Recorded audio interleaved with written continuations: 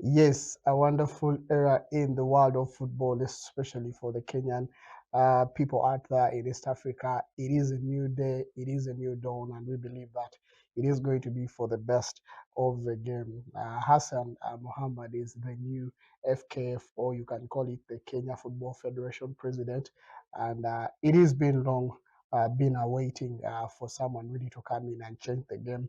His promises show that he's really so much willing to change the game in football, and we are waiting to see whether that will be something that Kenya have been waiting for. We all know that Kenya has been under question for being late in the preparation for everything to do with the African Cup of Nations 2027, as well as CHAN 2025. So we are waiting to see whether these new changes, whether these new members that have come in will be the change that we are expecting. He's a 47-year-old gentleman, and of course, he's the new president after winning the second round of the elections. The first round was a little bit tough, but he managed to go all the way and winning that. Of course, he won it with his vice, or you can call him the running mate, Mr. McDonald Maringa. And of course, they won over 67 votes according to the voting process. And of course, the final round, which was about 90 delegates, of course, that really gave them the power all the way with the over 67 votes. And of course, the opponent, Mr. Barry Otieno, got 23 votes. And of course, in the first round, Doris Petra, who teamed up with the outgoing president, Nick Mwenda, as the deputy, came out, of course, with over 31 votes, whereas Mr. Mohammed came out with 43 votes. But of course, you needed to have 50 plus votes in there to be declared as winner. So they went into the second round, but most of them dropped out and they came out and declared him as a winner. In his promises, one of the few things he came out and said in his reign, he's going to be seeing a difference in the management of the national team. That is a promise that he made. He came out and also came out and talked about transparency in the game of football, which also includes also accountability, which has been so much of an issue, corruption. And you remember, they are one of the bans that, when the government came out and disbanded the FKF, one of the reasons they were giving is the a problem that came into the misuse of the funds that were supposed to be for the national team. So it's one thing that he's looking forward to working on. On the other side, there's also talent and nurturing, because you all know, like I told you, that as we prepare for these tournaments, we need to groom the new leaders of tomorrow, the new players that are going to be coming in, and of course doing the job right. And of course, he also, Mr. Mwenda, who was the former president, came out. He's been there for over 6 years, been winning election. I remember, I think Mr. Mohammed Hussein was a contestant in, was it in the 2011? Then in the next 2016, I think he was not part of that. He did not contest, but he's been showing interest in this seat, and this really on the second attempt has given him the winning, city there. And of course, one of the few things that we are looking also forward to, achieving in his reign, he talked about attracting sponsorship. You all know that the Kenya League, which was before the Kenya Premier League, was really, really not having a title sponsor in there. And of course, it has been having a lot of issues without money to really get the everything running, because you all know that these leagues need a lot of money, and if you don't have a title sponsor, maybe you may really not achieve all your goals as you expect. So he's expecting a lot of sponsorship deals, according to what is saying. His work will attract them, according to one of his promises. And of course, you remember that he's the man who has been so much behind the Super 8 tournament, and we've seen the success in there. So we expect that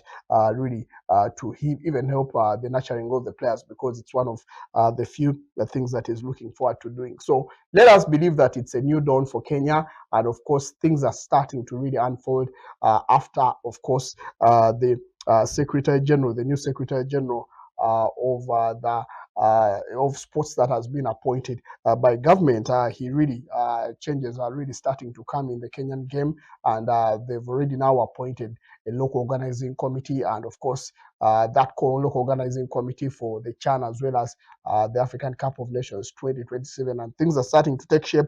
And government came out and managed, of course, to appoint a big number of people on this committee, and of course, it's going to be chaired by the former SECAFA Secretary General. You remember, Mr.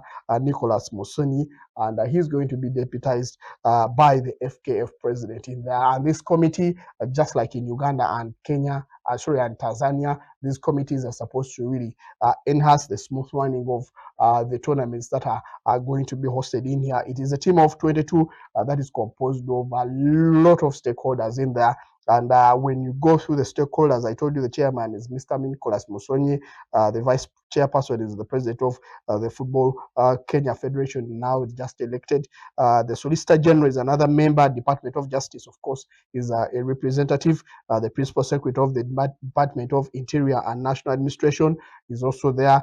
We have the Principal Secretary, State Department of Public Health and Professional Standards. You can see where we are going. It is not just football matters. It is now a national cause, just like in Uganda here. The people that I told you and the committee that is hosting, that are going to be really working on the local organizing committee, most of them are stakeholders. Just like here in Kenya, we have a lot of them. Principal Secretary, Statement Department of ICT and Digital Economy, because we are going to be having innovations. VAR is coming, so any expertise that they need will be accounted for. Foreign affairs as well, they have a representative. They have 5 representatives from the Football Kenya Federation, Director of Sport, State Department of Sports. There's also Chief Executive Officer, Kenya Academy of Sports as well. There is also the chairperson, Media Owners Association in there. They have members that are going to be in there because, like I told you, we need to learn from this experience. We need to learn how to market such tournaments, media rights and all that stuff, broadcast rights.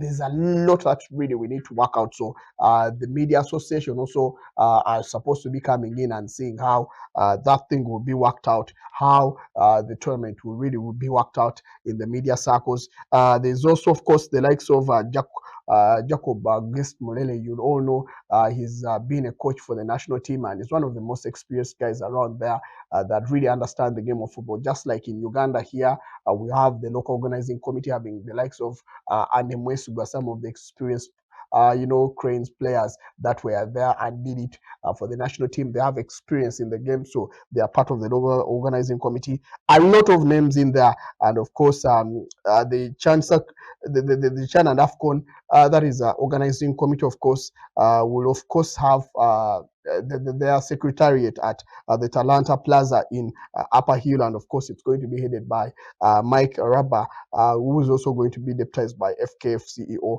Patrick here. So they are expecting everything to be interesting in there, and of course, the jobs of this local organizing committee, the list is very endless, and a lot of things they're supposed to be doing, including mobilizing stakeholders and collaboration of overseas government structures to guarantee accountability.